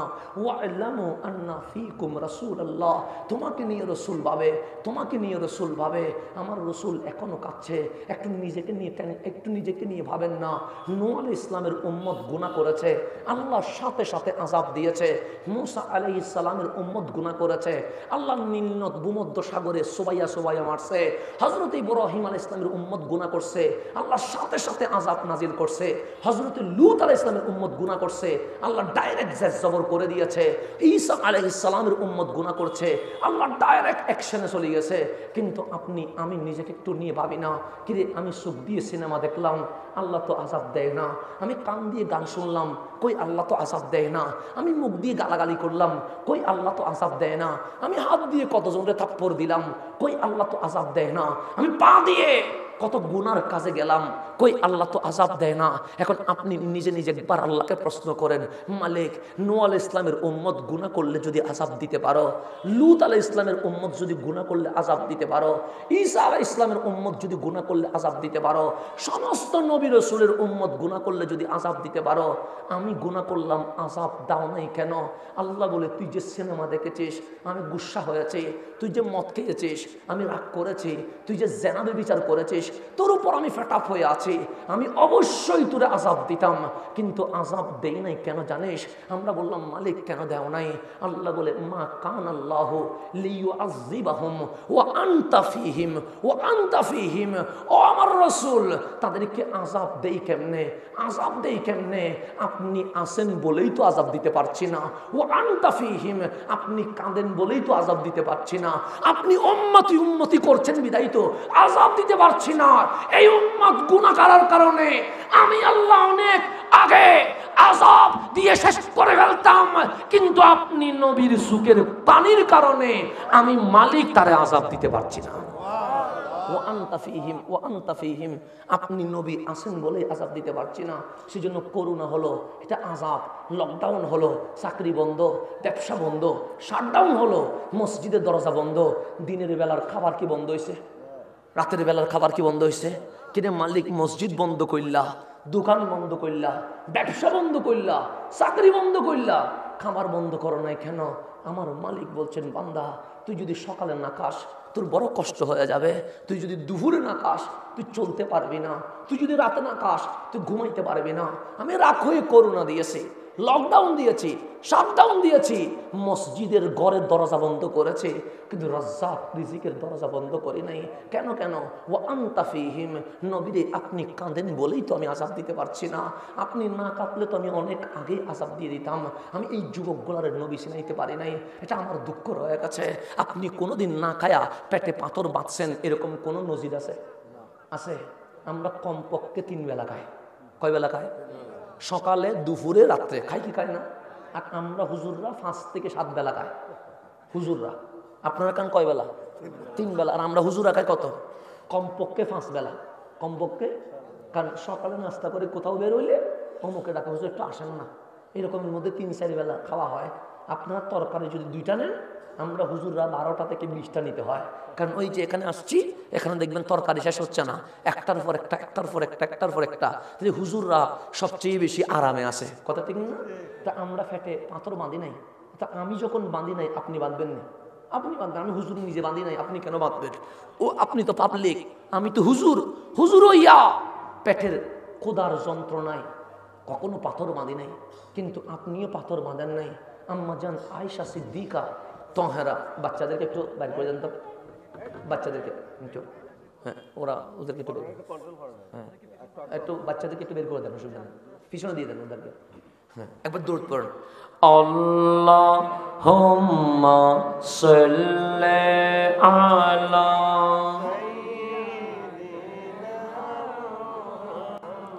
আপনাদের কষ্ট হচ্ছে? শীতের পানির কারণে কষ্ট হচ্ছে?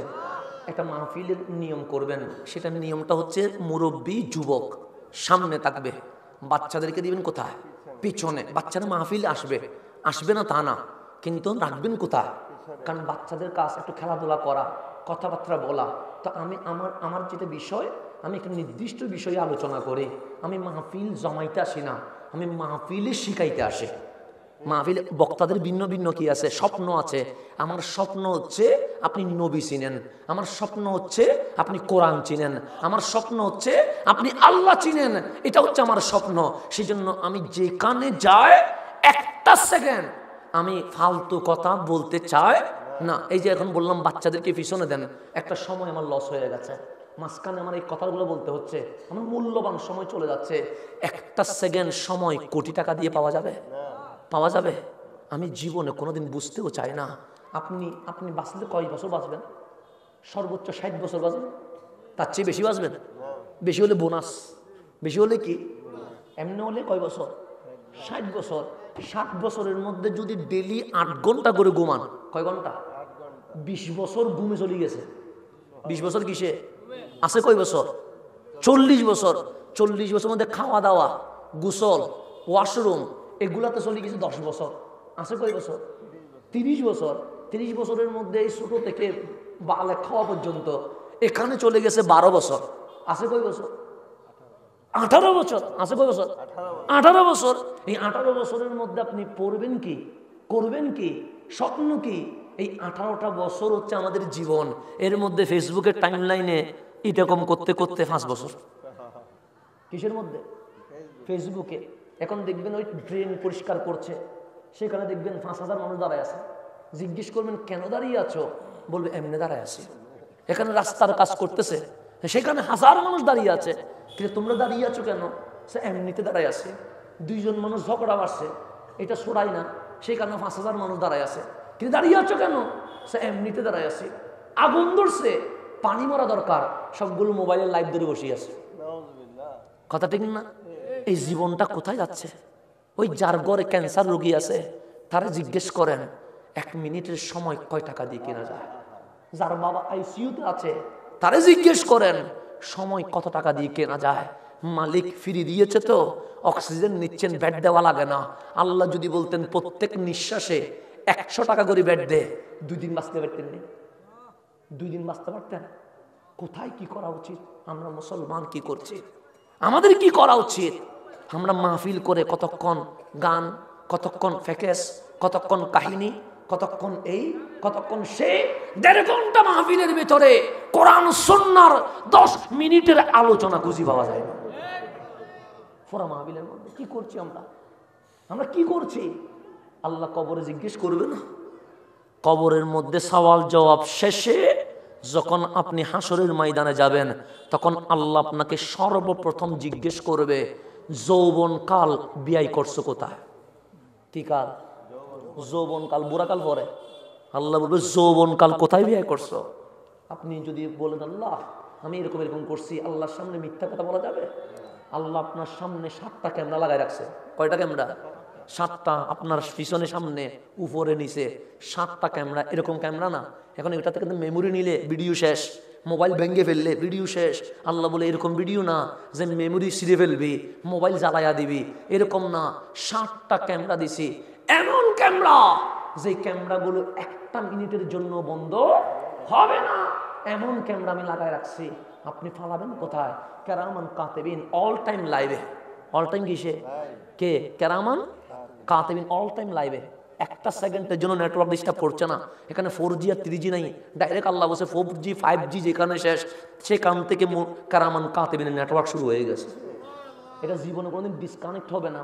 অল টাইম লাইভে, ঘুমাইলেও লাইভ, গোসল করলেও লাইভ, কথা বললেও লাইভ, বসলেও লাইভ, দাঁড়ালেও লাইভ। পালাবেন কোথায়? সিবি ধরলে কি সিবি ধরা যাবে না? তাইলে আপনি কি করছি? আমাদের সময়টা কোথায় নিয়ে যাচ্ছি একটু গভীরভাবে খেয়াল করবেন। তাহলে এখন আসেন, আমি জীবনে খোদার যন্ত্রণায় পেটে পাথর বাঁধি। আপনি বাঁধছেন? আপনিও বাঁধেন নাই। আমাদের আলমগীর ভাই বাঁধছেন নাই? বাঁধেন নাই। যেটা সত্য কথা, খোদার যন্ত্রণায় আমরা পেটে পাথর বাঁধি নাই। আম্মা জান আয়েশা সিদ্দিকা তাহেরা রাদিয়াল্লাহু তাআলা আনহা বলছেন, যা শাহরাইন, 2টা মাস চলে গেছে। এই যাওয়া ওয়াকাদা শাহরাইন, 2টা মাস চলে গেছে। যা শাহর আল জাদিদ, নতুন মাস চলে এসেছে। আমার ঘরে সোলাতে আগুন দিতে পারি নাই। কিরে মা, আগুন দিতে তো কোটি টাকা লাগে না, একটা ম্যাচ মারলে তো আগুন ধরে যায়। মা বলে, আগুন ধরা তো সহজ, কিন্তু আগুন তো তখন ধরাবো যখন চাউল থাকবে, সবজি থাকবে। আমার ঘরে তো চাউল নাই, রুটি নাই। আজকে যদি বলেন আলমগীর ভাই আমার জন্য মাছ করছে, মাংস করছে, একটাও বাদ দেয় নাই। আর আম্মা জান আয়েশা বলে, ঘরের মধ্যে ময়দা নাই, আটা নাই যে একটা রুটি বানাবো। কয় মাস চলে গেছে? 2 মাস। 3 মাসের চাঁদ উঠে গেছে। তো মারে কি খাইছেন? যে শুধু 2টা জিনিস খেয়ে আমি আর নবীর জীবন চলেছে। 2টা জিনিস কি? একটা পানি আর একটা শুকনা খিজুর। এই দুইটা শুকনা খিজুর খায়া আমি আর রসুলের দিন চলে গেছে।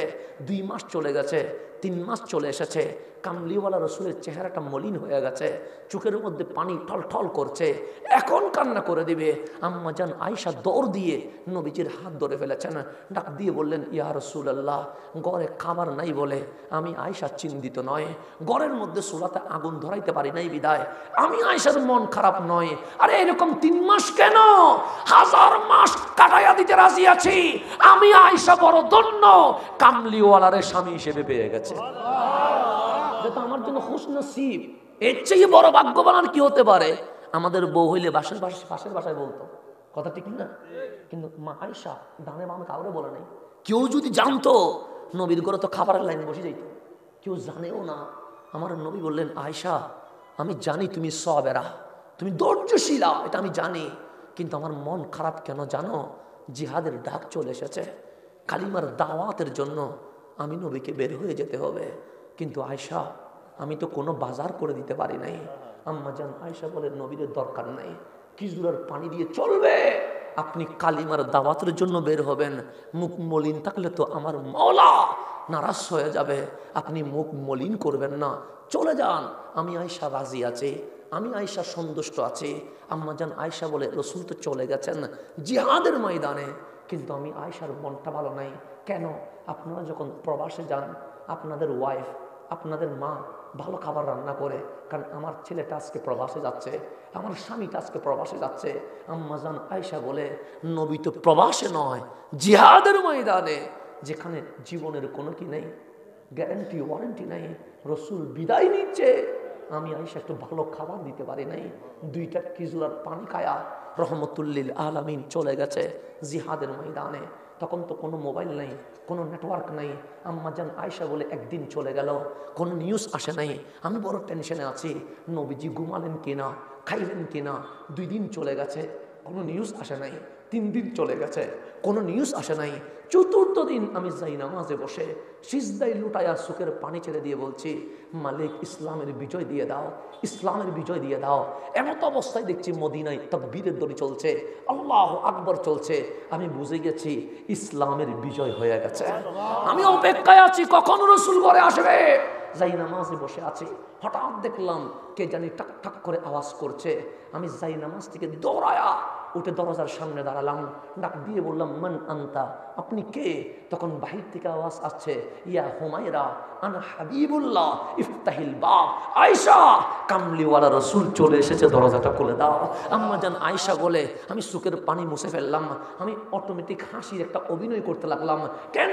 দরজা খোলার পর আমার নবী যদি দেখে আয়েশার চোখে পানি, নবীর মনটা খারাপ হয়ে যাবে। আয়েশার মুখ মলিন, নবীর মনটা খারাপ হয়ে যাবে।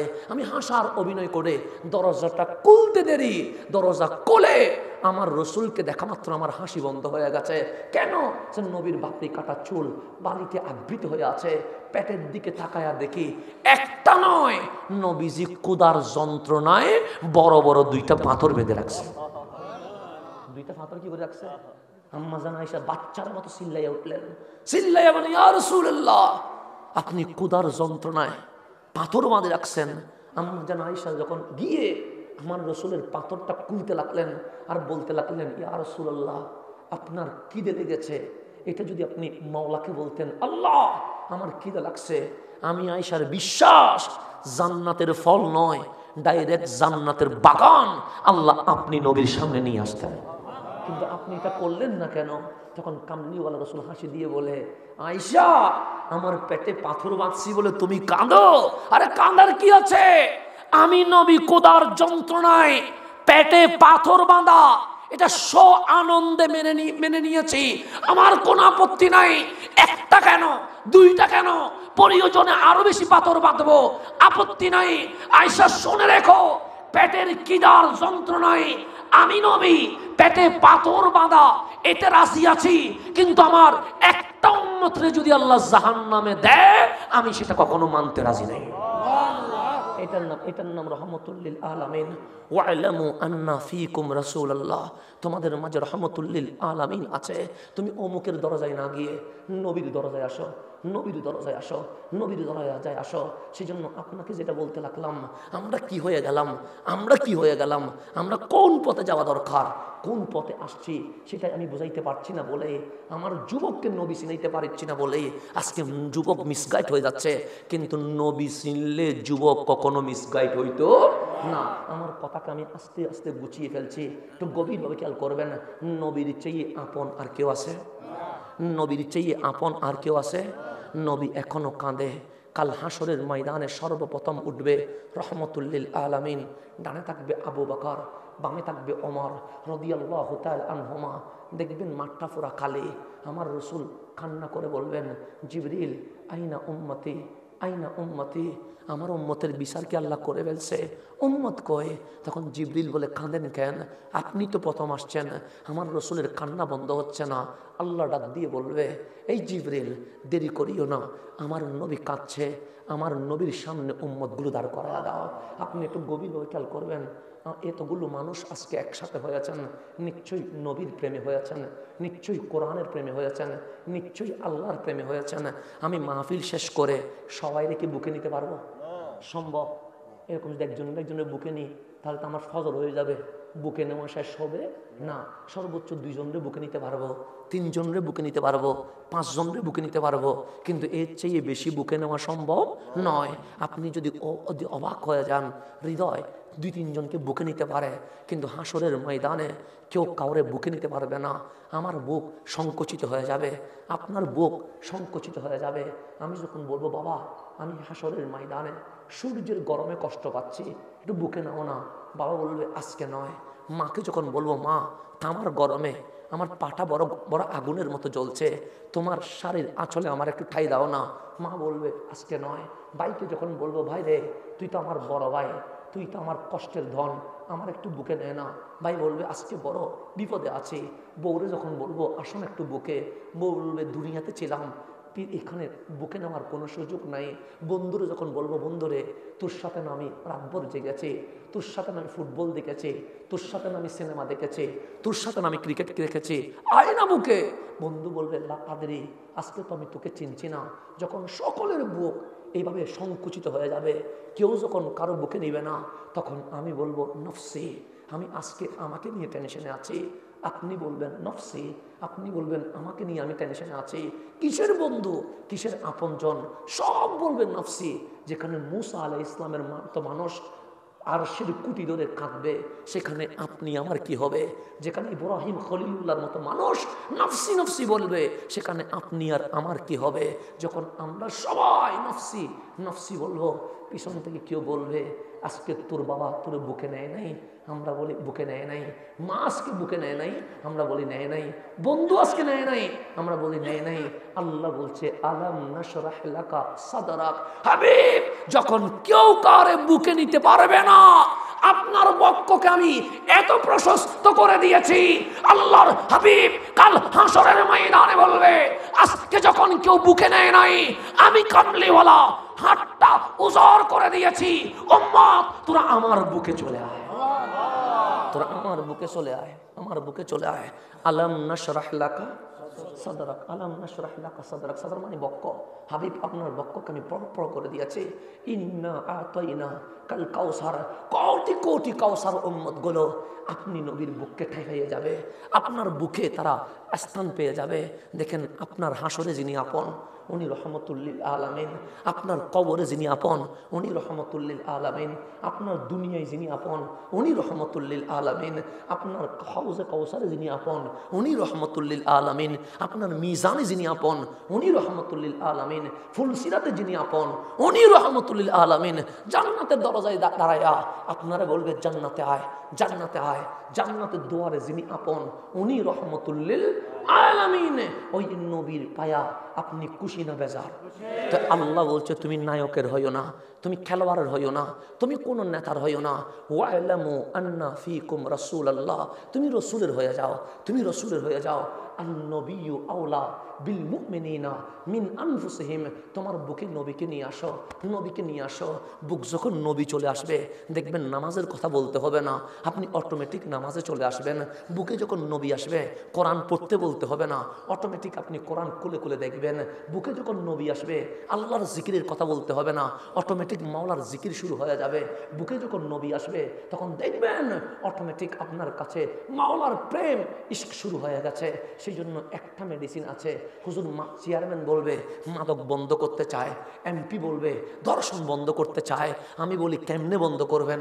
হুজুর ক্রস ফায়ার দিব, না হলে গ্রেপ্তার করবো, না হলে জিরো টলারেন্স করবো। কিন্তু জিরো টলারেন্সও করলো মাদক বন্ধ হয় নাই, ক্রস ফায়ার করলো ইফটিজিং বন্ধ হয় নাই। বন্ধ হবে না বন্ধু, র্যাক নামলে বন্ধ হবে না, আর্মি ট্রল দিয়ে নাম্বার বন্ধ হবে না, 144 দ্বারা দিলে বন্ধ হবে না। একটা মেডিসিন আছে, আন-নবিয়্যু আওলা বিল মুমিনিনা মিন আনফুসিহিম। প্রত্যেক যুবক যুবতীর বুকে বুকে নবীর প্রেম দিলে অটোমেটিক দুনিয়ার সকল পাপাচার বন্ধ হয়ে যাবে। মেডিসিন কয়টা? একটা এই মেডিসিন লাগবে। এই মেডিসিন ছাড়া কোনো মেডিসিন নাই। বাস কথা আমার শেষের দিকে চলে আসছে, কথা শেষ। আমার মুখ উপরে, আপনার মুখ উপরে। কেন? আল্লাহ বলে খালাকাল ইনসান। শুধুমাত্র মানুষ আছে, শুধুমাত্র মানুষ আছে ভিআইপি, যে দেখবেন গরুর মতো গরু আছে, হাতির মতো হাতি আছে, বাঘের মতো বাঘ আছে। কিন্তু আপনার মতো বর্তমান 800 কোটি মানুষের মধ্যে আপনার মতো কেউ নাই। সবাই আমরা মানুষ, আমি আমার মতো, আপনি আপনার মতো, আপনি আমার মতো নয়, আমি আপনার মতো নয়। আল্লাহ বলে স্পেশাল শুধু তোরে বানাইছি, তোর মতো কাপড়ে বানাই নাই। অথচ 2 চোখ 2 কান সবার আছে, কিন্তু মালিক বলে তোর মতো কেউ নাই। তোর মতো কেউ নাই। এই কথাটা বলার জন্যই আপনাকে নিয়ে যাচ্ছিলাম। মাথা আমার উপরের দিকে, আপনার মাথা উপরের দিকে। আমার মালিক আপনাকে কিভাবে বানিয়েছেন? খালাকাল ইনসান, আমি আল্লাহ নিজের হাতে আমার বান্দারে বানাইছি। সেই জন্যই মালিক বান্দা নিয়ে স্বপ্ন দেখে। কাউরে নামাজ পড়তে বলে নাই, বান্দারে নামাজ পড়তে বলছে। কাউরে রোজা রাখতে বলে নাই, বান্দারে রোজা রাখতে বলছে। কাউরে হজ করতে বলে নাই, বান্দারে হজ করতে বলছে। কাউরে কোরআন পড়তে বলে নাই, বান্দারে কোরআন পড়তে বলছে। কেন কেন কেন? আমার মালিকের দিকে তাকান। আপনার মালিক কি বলছে? আমি একজন মানুষ, আমি সত্যও বলি মিথ্যাও বলি। কথা ঠিক না? সত্যও বলি মিথ্যাও বলি, বলি না? বলি। এখন ধরেন সাপোজ আজকে হবিগঞ্জে আমি বারবার বলছি আমার বাইকে 9টায় দেন। আমি এমনি বাহিরে মাহফিল করি 9টা থেকে 10:30। এটা হচ্ছে চট্টগ্রামের বাহিরে সিস্টেম। কারণ আমি যা বলবো এটা বুঝতে হবে, এটা অনুধাবন করতে হবে। এটা গভীর রাত হলে বোঝা যায় না, কারণ 12টার উপর মানুষ বুঝতে পারে না। এটা বিজ্ঞানও বলছে, কোরআনও বলছে। সেই জন্য কারণ মানুষের ব্রেন তখন ঘুমের দিকে ডাকে। তো মাহফিল করবেন 11টা পর্যন্ত, কিন্তু এটা আমাদের বাংলাদেশের একটা কি হয়ে গেছে, রেওয়াজ সিস্টেম হয়ে গেছে। গভীর রাত জেগে কি করতে হয়? মাহফিল করতে হয়। এমনি আমি 9টা থেকে 10:30। চট্টগ্রামের বাইরে একটা মাহফিল করি, চিটাগাঙে করলে 2টা করতে হয়। কারণ চট্টগ্রামের মানুষ একটু বেশি চাপ দেয় আমার উপর, কারণ ওইখানে জন্ম আমার। সেই জন্য ওরা চাপাচাপি করে। সেই জন্য 8টা থেকে 10টা একটা করতে হয়, আবার 11টা থেকে 12:30 পর্যন্ত একটা করতে হয়। এটা চট্টগ্রামে করি। কিন্তু চিটাগাঙের বাইরে আমি 11টার পর কোনো মাইক ধরি না। 11টার ভিতরে আমার মাহফিল ক্লোজ করে ফেলি। তো আমার ভাই আজকে উনি যেহেতু মহব্বতে কানুন মানে না, মহব্বতের নিয়ম মানে না, তো উনি যেহেতু মহব্বতের মানুষ, সেই জন্য উনি যেরকম বলছে আমিও সেটা মানি নিজের মহব্বতের খাতিরে। আবার এটার দেখে হবিগঞ্জের মধ্যে অন্যান্য মাহফিলে 10টায় দিলে আবার হবে না, এটা মনে রাখবেন। কিছু জিনিস আমরা কি করি, মহব্বতের খাতিরে সিস্টেম চেঞ্জ করি, কিন্তু এটা মনে রাখতে হবে 10টার পর অন্য কোথাও দিলে হবে না। এটা বলে রাখি, কারণ এখানে অনেক মাহফিল আছে, আমার আবার ঝামেলা আছে। তো চট্টগ্রামের বাইরে আমি মাহফিল করি কয়টা? শুধু একটা, 9টা থেকে 10:30। কেন? কারণ আপনি বুঝার জন্য। তো আমি বুঝার জন্য আমি সত্যও বলি মিথ্যাও বলি। যেমন আজকে আমার হবিগঞ্জে মাহফিল, আমি ডাইরেক্ট 7:30 না 7:30 না 7:30 ঘটিকায় চলে আসছি। তাহলে আমার মাইক যখন তার অনেক আগে চলে আসছে, কথা ঠিক না? কিন্তু যদি আজকে আমার মাহফিলে ধরেন আমার ভাই মনে মনে নিয়ত করছে ওনারা 10টায় দিব, কয়টায় দিব? 10টায়। আমি যদি এখন এসে পৌঁছি, মানে এখন 11:30টায় এসে কি করলাম, পৌঁছলাম, আপনারা কি খুশি হবেন না রাগ করবেন? আপনারা বললেন কুয়াশার পানি পড়ছে, এর মধ্যে এই মানুষটারে দাওয়াত দিলাম, 10টায় মাইক ধরার কথা, 11:30 পর এসেছে। এখন এসে আমি মঞ্চে উঠলাম, উনি মুখ কালো করে আমার মাইক দিল। এখন হাসান ভাই কি করবে? তাকরির করবে। আমি উঠে বললাম আসসালামু আলাইকুম ওয়া রাহমাতুল্লাহি ওয়া বারাকাতুহু। দেখলাম কেউ সালামের জবাব দেয় না, তার মানে রাগ করছে আর কি। কেউ কি করে নাই সালামের বাংলা ভাষ, চেহারা কিসের মতো, ডাইরেক্ট বাংলা ভাষ। তখন আমি বুঝলাম সালামের যেহেতু জবাব দেয় নাই, মানুষগুলো রাগ করে আছে। আমি যতই চিল্লাই, যতই মাহফিল করি, এখানে কোনো কাজ হবে? কারণ রাগ করে আপনি মাহফিল শুনলে কাজ হবে? হবে না। তখন বললাম রাগ করছেন আপনারা, হাঁও বলছেন না, নাও বলছেন না। কারণ না বললে মিথ্যা হবে, হাঁ বললে আবার উল্টা আমি রাগ করি ফেলবো। সেই জন্য হাঁও নাই, নাও নাই, সবগুলো চুপ করি আছে। তো আমি বললাম আমার দেরি হয়ে গেছে কেন জানেন? আপনারা বললেন হুজুর কেন? বললাম আসার সময় কুমিল্লা ব্রাহ্মণবাড়িয়া হয়ে আপনাদের এখানে মাঝখানে প্রচুর জ্যামের কারণে দেরি হয়ে গেছে। এখন এটা বলার পরও দেখলাম কারো হাসি নাই। হঠাৎ 2-3টা যুবক দাঁড়ায় গেছে, দাঁড়াইয়া বললেন হুজুর একটা কথা বলি, মাইন্ড করবেন না? আমি বললাম হ্যাঁ বলেন, অসুবিধা নাই। বলছে হুজুর রাত দেরি করলে আর কি বলবে? বলবে রাস্তায় জ্যাম আছে। তাহলে বিশ্বাস করছে না অবিশ্বাস করছে? এখন মাহফিলের মঞ্চে বসে দেখলাম আমার কথা বিশ্বাস করে নাই। 2-3 জন যখন বলছে, তাহলে সবার মনের ভেতরে এই ধারণা হুজুর মিথ্যা বলছে, জ্যাম বাজে নাই, এ নিশ্চয়ই কোনো একটা কাজ, হয়তো একটা মাহফিল শেষ করে এখানে আসছে, না হলে দাম আরেকটা করে আসছে, এরকম আপনাদের ভিতরে আছে। তো বিশ্বাস যখন করেন নাই, আমি হাজার বিসমিল্লাহ বললো এটা কাজ হবে না, তখন বিশ্বাস করানোর জন্য বললাম ওয়াল্লাহি আল্লাহর কসম রাস্তায় জ্যাম। এতক্ষণ কসম করি নাই, বাংলা ফাঁসের মতো মুখ বানায় রাখছেন। কসম করতে দেরি, আপনাদের আস্তে আস্তে মনটা শীতল হচ্ছে। এখন অবিশ্বাস করছেন না বিশ্বাস করছেন? কয়বার কসম করলাম? একবার কসম করলেই আপনি বিশ্বাস করে ফেলছেন। কেন? কসমের কাফারা আছে, মিথ্যা কসম করলে গুনাহ আছে। হুজুর জেনে শুনে মিথ্যা কসম করবে না, একবার কসম করলে আপনি সত্য হিসেবে বিশ্বাস করেছেন আমার আল্লাহ, উনি কি মিথ্যা বলতে পারে? আল্লাহর কসম করার কোন দরকার আছে? আপনার মন থেকে বলেন, কসম করার দরকার আছে? আল্লাহ বললেন কুল হু আল্লাহু আহাদ, আমি আল্লাহ এক। কসম করছে? করে নাই। আল্লাহ বলে কাদ জাআকুম মিনাল্লাহি নূর, এই নবীটাকে আমি দিছি। কোন কসম করছে? করে নাই। আল্লাহ বলে যালিকাল কিতাবু লা রাইবা ফি, আমি কোরআন দিছি, এতে কোনো সন্দেহ নাই। কোনো কসম আছে? নাই। আল্লাহ বলে ঈমান আনছস? আমরা বলছি আনছি তো মাওলা। আকিমুস সালাহ, নামাজ পড়। কুতিবা আলাইকুমুস সিয়াম, রোজা রাখ। কোনো কসম আছে? নাই। মালিক কেন? আল্লাহ বলে ইজা জুলজিলাতিল আরদু জিলজালাহা, সময় আসবে জমিন কাঁপবে, কিয়ামত হবে। আল কারিয়াতু মাল কারিয়া, ভয়ঙ্কর বিপদ হবে, পালানোর কোনো সুযোগ নাই। যেমন আপনি হবিগঞ্জে মার্ডার করে ঢাকায় চলে যান, ঢাকা থেকে মালয়েশিয়ায় চলে যান। আল্লাহ বলে মরতে হবে, তো মরার পর আসবে কোথায়? কবরে। আল্লাহ বলছে কবরে তো জিন্দা রাখবো। কবরে যখন জিন্দা রাখবে, আমার মালিক বলছে কবরে কতদিন থাকবি? 1000 বছর থাকবি, কোটি বছর থাকবি। ইজা জুলজিলাতিল আরদু জিলজালাহা, তোদের চোখের সামনে একদিন জমিন তত্তর করে কাঁপবে। যেমন মায়ের পেটের ব্যথা উঠলে আমরা বুঝি সন্তান প্রসব হবে, জমিনেরও ব্যথা উঠবে। আল্লাহ বলে জমিনের যখন ব্যথা উঠবে, ওয়া আখরাজাতিল আরদু আসকালাহা, মায়ের পেট সন্তানকে জমিনে ছেড়ে দেয়, সেদিন কিয়ামতের দিন কবর তুলে ধরে আমি রহমানের সামনে দাঁড় করাইয়া দেবে। পালানোর কোনো সুযোগ আছে নি? পালাইতে পারবেন নি? এখন যাইতে হবে রহমানের সামনে। কোনো কসম আছে? নাই। কেন? আল্লাহ বলে আমার কসম করা লাগে না। ঈমান আনলে লাভ তোদের, ঈমান না আনলে ক্ষতি তোদের। নামাজ পড়লে আল্লাহর ক্ষমতা বাড়ে না, নামাজ না পড়লে আল্লাহর ক্ষমতা কমে না। নামাজ পড়লে লাভ আমার, নামাজ না পড়লে ক্ষতি আমার।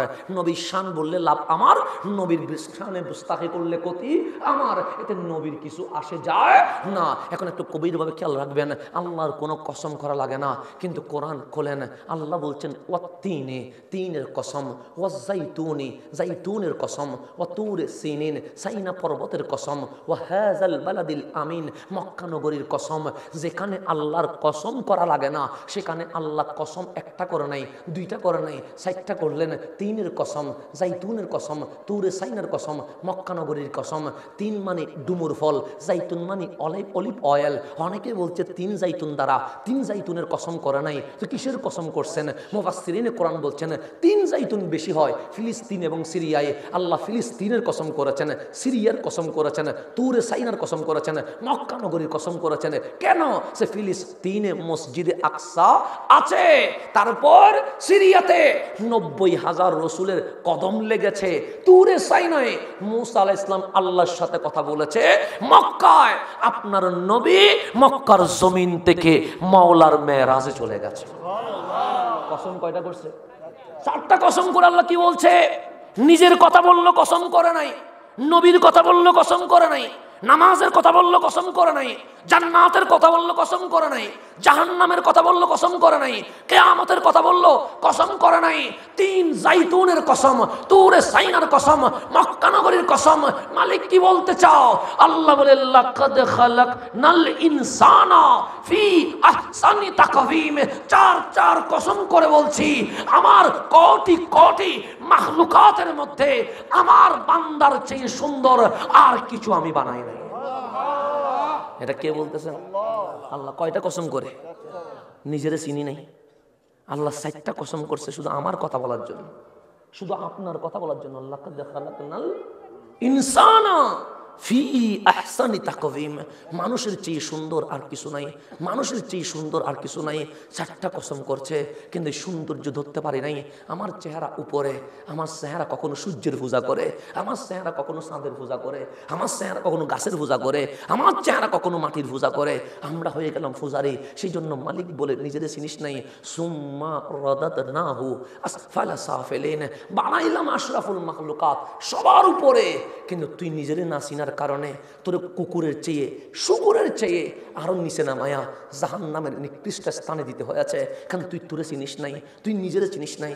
আবু জাহেল মানুষ কিন্তু নিজেরে চিনে নাই, ফেরাউন মানুষ নিজেরে চিনে নাই, এজিদ মানুষ নিজেরে চিনে নাই। আসফালা সাফিলিন। বাচ্চাগুলো বেশি ডিস্টার্ব দেখতেছি, এগুলো না ভীষণ দিতে বসি না, সাহেব কোথায় এগুলো ভীষণ দিবা না। তোমরা তাকড়া অবস্থায় বেশি ডিস্টার্ব তো, আমার কথা গুছাই ফেলতেছি। একবার তুলে দেখো।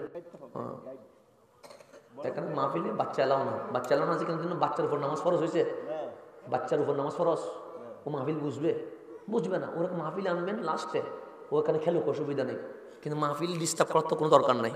একটা চিল্লানির কারণে আমার মাহফিলের বিষয়বস্তু কি হয়ে যাচ্ছে, নড়ে যাচ্ছে। তাহলে আমার এত বড় খাটুনি করা, আমার তো সহজ ইসলাম না। আমার ইসলাম হচ্ছে পড়ালেখা করে। আমি আপনার এখানে আসছি, আমি এমনি আসি না, আমি এটা নিয়ে গবেষণা করছি, এটা নিয়ে কোরআন সুন্নাহর পাতা উল্টাইতে হয়েছে। এত কষ্ট করে এখানে আসছি, হাজার মানুষের জন্য, 2-3 জনের জন্য আসছি। আমার মানুষ বেশি হওয়া এটা আমার কিনা ইচ্ছা না, আমার মকসদ হচ্ছে 2-3 জন। আমার রসুল কোটি মানুষ খুঁজে নাই, আমার রসুল একটা আবু বকর রে করছে, আমার রসুল একটা ওমর রে করছে, আমার রসুল একটা ওসমান রে করছে, আমার রসুল একটা আলী রে করছে, একজন একজন করে করছে। আমার নবী কোটি মানুষ কখনো জমায়েত করে নাই। আমার নবীর জীবনীতে শুধু একটা বিদায় হজ্জের ভাষণে 1.25 লক্ষ মানুষ হয়েছে। এই যারা কামলিওয়ালার মাহফিলে বেশি মানুষ হয় এরকম কোন রেকর্ড নাই। 100, 200, 40, 20 এরকম মাহফিল মানে এটা হেদায়েতের মাহফিল, যেখানে কি আছে, হেদায়েত আছে। সেই জন্য আমি মাহফিল করি এই বিষয়ে। অনেকে আমার এখানে মিডিয়ার বাইরে আসি, মাঝে মাঝে রাগ করে ফেলে, কিন্তু হুজুর মানুষ নাই তো। আমি বলি আমি মানুষের জন্য তো আসি নাই, আমি আসছি তো 2-3 জনের জন্য। কারণ সেই জন্য আমি একটা বারের জন্য কাউরে সামনেও আসতে বলি নাই, বসতেও বলি নাই। বলছি কারণ আমি কষ্ট দিব না। আপনি বসবেন তাও আল্লাহ এবং রসুলের জন্য, আপনি উঠে যাবেন তাও ওনাদের জন্য। এখানে আমাকে নিয়ে তো কোনো স্বপ্ন আছে, আমি আপনার কোনো উপকারও করতে পারবো না। তো দোয়া করেন আল্লাহ যেন আমার মাধ্যমে কোনো মানুষের জন্য ক্ষতি না করায়। দোয়া করবেন, আমি তো উপকার করার মতো আমার কিছু নাই, বাস দোয়া করবেন আল্লাহ যেন আমার মাধ্যমে কি না করে, কারো ক্ষতি না করে। বাচ্চাদের জন্য আমরা দোয়া করছি, এগুলো আমাদের ভবিষ্যৎ, এগুলো আমাদের স্বপ্ন। আল্লাহ যেন তাদেরকে আগামী প্রজন্মের সোনার বাংলার রত্ন হিসেবে কবুল করেন। আমি একজন বাবা, আমি যখন বাবা ছিলাম না তখন বুঝি নাই, এখন আমি একজন কি বাবা। আমি যখন আসতেছি আমার বাচ্চা কান্না করতেছে, আমার বাচ্চা কান্না করতেছে যে আমি যেন না যাই। এটা হচ্ছে ওরা আবেগ, কিন্তু কিছুক্ষণ পর খেলনা দিলেও কি হয়ে যাবে, ভালো হয়ে যাবে, কথা ঠিক না?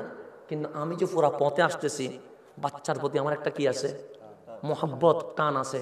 কিন্তু এটা কি আমার বাচ্চাটা বোঝানো যায়? যাবে না। আমি যে ওরা কতটুকু ভালোবাসি, ও কান্না করে বুঝাইছে ও আমারে ভালোবাসে, ও কান্না করে বুঝাইছে, ও বাবা বলে চিল্লাইয়া বুঝাইছে, ওর মায়ের কোল থেকে লাফ দিয়ে বুঝাইছে, মানে ও কি করে আমারে। কিন্তু 1 ঘন্টা পর ওরা যদি খেলনা দেয়, ও কি হয়ে গেছে, স্বাভাবিক হয়ে গেছে, কথা ঠিক।